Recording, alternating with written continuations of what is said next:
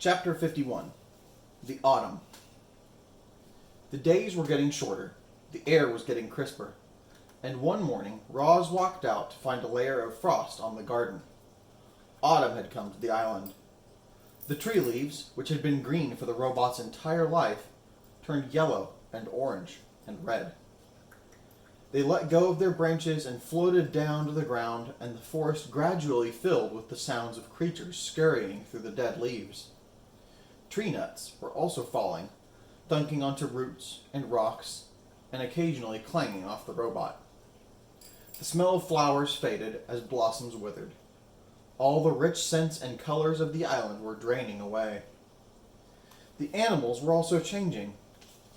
Furry animals were growing more fur. Feathery animals were growing more feathers. Scaly animals were starting to look for new homes. Yerp, it's cooling off, croaked one frog to another. Before long it'll be time for sleeping. Yerp, I'd better start looking for a good hole, croaked the second frog. Have you found one yet? Nah, croaked the first frog. I'll look for a hole next week. For now I'm going to enjoy this warm sunlight while it lasts. Yerp. Many of the island animals were already thinking about their winter hibernation. Frogs, bees, snakes, and even bears would soon disappear and spend the next few months resting out of sight. And then there were the birds. Some birds, like owls and woodpeckers, would spend the winter nesting and eating the island's few remaining edibles. But the migratory birds were preparing for the long journey south to their warm wintering grounds. And among the birds destined to leave were the geese. Chapter 52. The Flock. Brightbill slowly waddled into the nest. He had a confused look on his face. Mama, the other goslings said that we have to leave the island soon, and we won't return for months and months. Is that true? That is true, said Roz. You know that geese migrate south for the winter. You migrate with us? Said Brightbill. I cannot fly or swim, so I will spend the winter here on the island. Can I stay with you? I do not think that is a good idea. I think you should go migrate with the flock. How long will the migration take? Said Brightbill. Where will we fly? When will we come home? I do not know, said Roz. Let us go ask the others. And so the robot and the gosling walked around the pond to where Loudwing and her friends were chatting. Hello, everyone, said Roz. Brightbill has some questions about the flock's upcoming winter migration. And we'd be happy to answer them, said Loudwing. What would you like to know, little one? How long will the migration take? Said Brightbill. Where will we fly? When will we come home? It'll take us a couple of weeks to fly south, said Loudwing, depending upon the weather. We'll join our other flocks at a beautiful lake in the middle of a great sprawling field, said another goose. And we'll come back to the island after 4 or 5 weeks, said someone else, depending upon the weather. As they walked back to the nest, Brightbill said to his mother, Lately I've been feeling this strong urge to fly, not just around the pond or the island, but to go on a long flight, a journey. Those are your instincts, said the robot. All animals have instincts. They help you survive. Do you have instincts? Said the gosling. I do have instincts. They help me survive also. My instincts are definitely telling me to fly south for the winter, said Brightbill. I just wish you could join us. I'm going to worry about you while I'm away. Do not worry. I will be fine, said Roz. How bad could winter be? Chapter 53. The Migration. It was the night before the migration. It was the night before the migration, and Brightbill was sleeping fitfully. Roz watched him toss and turn until he finally crawled up into her arms, and she rocked him to sleep, just like the old days. Early the next morning, Bright Bill waddled outside and looked up at the pond. The water was perfectly still. A few lazy clouds drifted above. Geese were already gathering by the beach, and then tiny claws scampered down from the treetops. So today's the day, huh? Said Chit Chat, perched on a branch. You're going to see so many new things and meet so many new animals, and if there are any squirrels that you're wearing guns, please tell them Chit Chat says hello. Today's the day, said Bright Bill. The flock will be leaving soon. Are you excited or nervous or scared? I'm all of those things. The squirrel whispered. Well, don't worry about your mother. I'll look after her so you know she'll be perfectly fine. Bright Bill smiled. I am afraid it is time to go, said Roz as she stepped out of the nest. Okay, Mama, said the gosling. See you in the spring, Chit Chat. Have a nice migration, Bright Bill. The squirrel scampered back to the treetops. Come home with lots of exciting stories, but not too exciting because I don't want anything scary to happen to you. Goodbye. The geese were honking with excitement and hustling around as they made their final preparations. Several of the fathers huddled together, discussing their flight plans, while the mothers took a head count. There you are, Bright Bill, Loudwing honked from the middle of the crowd. We're just about to begin. May I have your attention, please? Said the biggest goose. As most of you know, my name is Longneck, and I'll be leading this year's migration. I'm asking everyone to please join your families for takeoff. Once we're airborne, each family will take its position in our V formation and we'll start the first leg of our journey. Are there any questions? I have a question, came a booming voice. My son will not have any family with him. Where does he fit into the formation? Everyone turned to Longneck. He can fly with me, said the big goose. I hear Bright Bill is a very clever flyer. I could use his help at the point. A moment later, the geese began flapping and honking and making their way into the air. A cloud of feathers floated down around the robot and her son. You are not a gosling anymore, said Roz. I am proud of the fine young goose you have become. Bright Bill fluttered up to his mother's shoulder. Thanks, Mama. The young goose wiped his eyes. Is this where we say goodbye? Excuse me. This is where we say goodbye for now. There it is. This is where we say goodbye for now. Spring will be here soon, and we will be together again. I'm gonna miss you, said Bright Bill as he nuzzled his mother. I'm going to miss you too, said Roz as she nuzzled her son. The goose took a deep breath, then he shook his tail feathers, flapped his wings, and joined the flock. At first the geese flew in a disorganized jumble, but each goose slowly drifted into position until the flock formed a wobbly V. At the lead was Longneck, and behind his left wing was Bright Bill. They circled in the sky until the V pointed south, and then the geese began their long migration. Roz climbed up to the top of a tree and watched as the flock slowly faded into the horizon.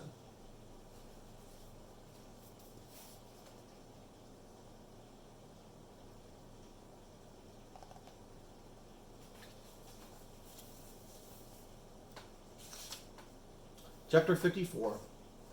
The Winter. The island was quiet. The migratory birds had all left. The hibernators were asleep, and everyone else had begun their simple winter routines. Everyone but Roz. Now that she was alone, a robot didn't know what to do with herself. She stood in her gray garden and watched a sheet of ice slowly form on the pond. Sometimes she could hear her good friends, the beavers, going about their business beneath the ice, and she wondered when she would see them again. Roz stood there until snowflakes started drifting down from the sky. The flakes swirled in the breeze and slowly piled up on the ground, and on the trees, and on the robot. She crouched into the nest, slid the stone door behind her, and sat in darkness. Hours and days and weeks went by with the robot doing nothing. She had no need to move, she felt perfectly safe in the nest. And so, in her own way, the robot hibernated. Roz's body relaxed. Her quiet whirring slowly stopped. Her eyes faded to black. She probably could have spent centuries, hundreds of years like that, hibernating in total darkness. But the robot's hibernation was suddenly interrupted when a shaft of sunlight fell upon her face and carried energy back to her empty battery. Roz's body tensed. Her quiet whirring slowly started. Her eyes began to grow. Hello, I am Rosum Unit 7134, but you may call me Roz, said the robot automatically. When all her systems were up and running again, Roz noticed that she was surrounded by broken branches and piles of snow. The roof of the nest had caved in, and the lodge was now flooded with sunlight. Roz felt more energized with each passing minute, but she also felt cold. Her joints felt stiff and brittle, and her thinking was slow, so she got up, cleared a spot on the floor, and made a fire. The snow inside the nest began to melt, and the robot's sensors began to thaw. And when she was ready, she climbed out through the hole in the roof and into a bright, foreign landscape.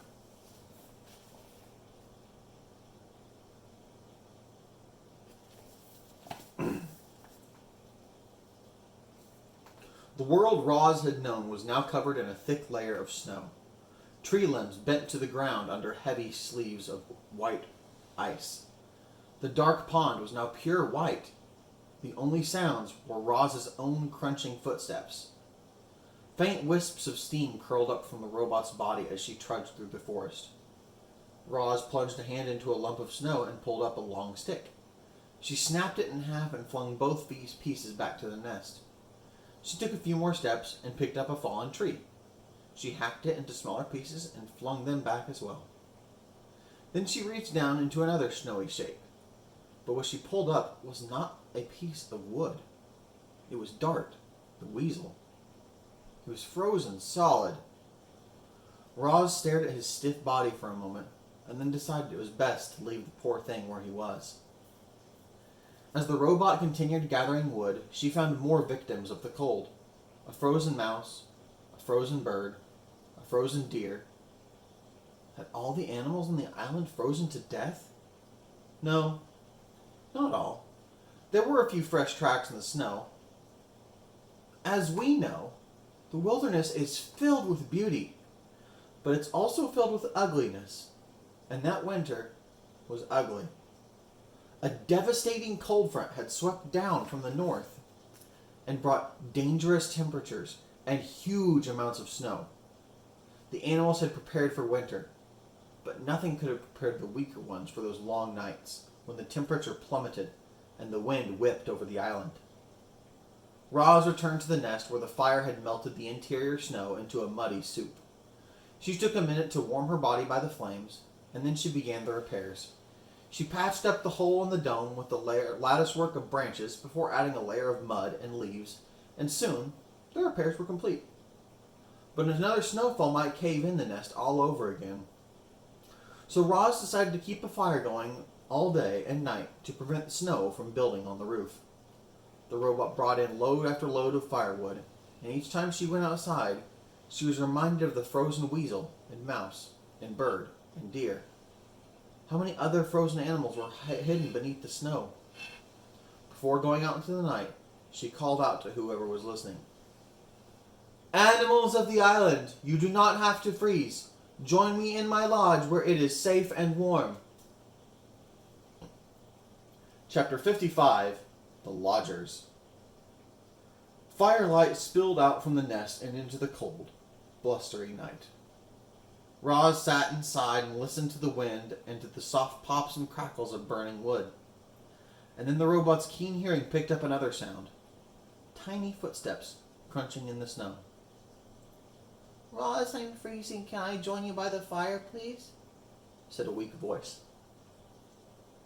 Into the light crawled Chit-Chat. The squirrel was shivering, and clumps of ice stuck to her fur. When she finally felt the heat of the fire, she collapsed. Roz picked her up off the floor, gently placed her on a warm stone, and let her sleep. An hour later, there were no more footsteps, and an hour later, there were more footsteps, and a family of hares shuffled into the nest. They huddled together in a corner without saying a word. Pinktail the opossum was the next to arrive. "Good evening," she mumbled, trying to act cheerful. "It certainly has been chilly." Swooper the owl hobbled in, followed by some chickadees and a magpie. Fink knew a good thing when he saw it, and the fox lay down right by the fire. Then came Dig Down the groundhog. The fuzzy bandits carried in an old turtle named Crag, who was in the worst shape of all. Creatures who should have been hibernating deep underground had been roused by that vicious weather. Only the healthiest animals with the warmest homes were safe. More and more weary animals appeared, and slowly the lodge filled up. This was the first time many of the lodgers had seen fire, and they gazed at it with a mixture of fear and hope. They could feel the fire's destructive power, but they could also feel its healing power as it warmed their bones. The lodgers seemed to push forward, eager to feel more warmth, and then pull back, afraid of feeling too much. It was important that the lodgers understood fire, so Roz showed them how to build one. She showed the smaller animals how to arrange the kindling. She showed the bigger animals how to arrange the logs. Bumpkin, Lumpkin, and Rumpkin struck the firestones together, and everyone cheered when they finally managed to make a spark. As Roz looked around, she saw moles curling up beside an owl, a mouse snuggling between two weasels, hares nestling against a badger. Never before had the robot seen prey and predators so close and peaceful. But how long could the peace possibly last? "I propose a truce," said Roz, "like the Dawn Truce. Everyone must agree not to hurt, hunt, or harm one another while in my lodge." "Very well," said Swooper, after consulting his carnivorous friends. "We hunters will control ourselves." "Then it is settled," said Roz. "My home is a safe place for all." One by one, the lodgers fell into a deep sleep. Even the nocturnal creatures, usually wide awake at that hour, gave in to the coziness of the nest. The robot stood out of the way and quietly tended to the fire as her guests slept through the night. Only when daylight was streaming through the door did the lodgers finally begin to stir. "You are all welcome to stay here as long as you like," said the robot as the animals rubbed sleep from their eyes. "My home is your home." "Thanks a lot, Roz." Fink carefully stepped over a hare and a woodpecker on his way to the door. "I don't think I would have survived another night on my own. It's just too bad we can't have a few more creatures in here." And the fox slipped outside. The robot looked down at the fur and feathers that now carpeted the floor. The nest had been completely full that night. If any more animals showed up, they'd be left out in the cold. But Roz was not about to let that happen.